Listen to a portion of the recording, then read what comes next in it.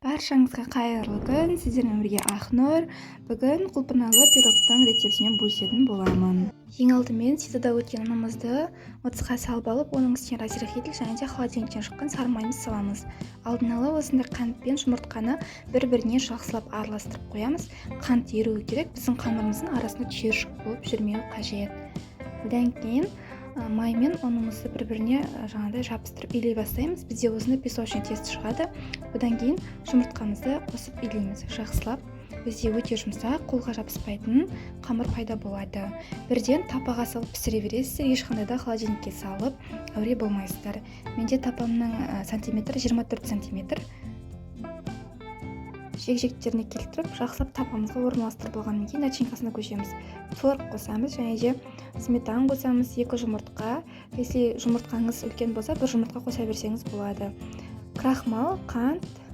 Одан кейін осындай мен морозкеге қатырғаным клубникаларды. Осы морозкеден алып салсаңыздар өте жақсы болып, начинкамызға әдемі цвет беретін болады. Барлығын салып, блендердің көмегімен жақсылап езіп аламыз біркелкі етіп.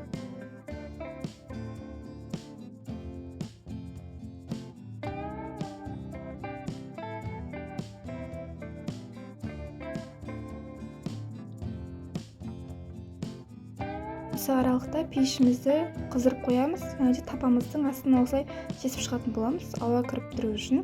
Бізде осындай начинка дайын болды, прям йогурт сияқты, түрі де, дәмі де. Осылай тапамызға орналастырамыз. Жақсылап орналастырып аласыздар.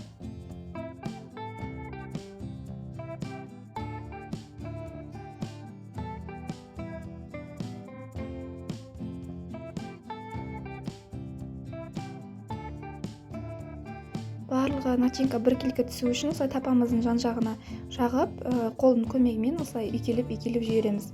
Тапамызды кішкене қозғалтып.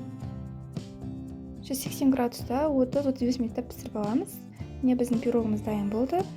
Өздеріңіз қалаған жасан десеңіздер болады. Әртүрлі жемістермен менің каналыма тіркеліп кетуді ұмытпаңыздар. Баршаңызға рахмет.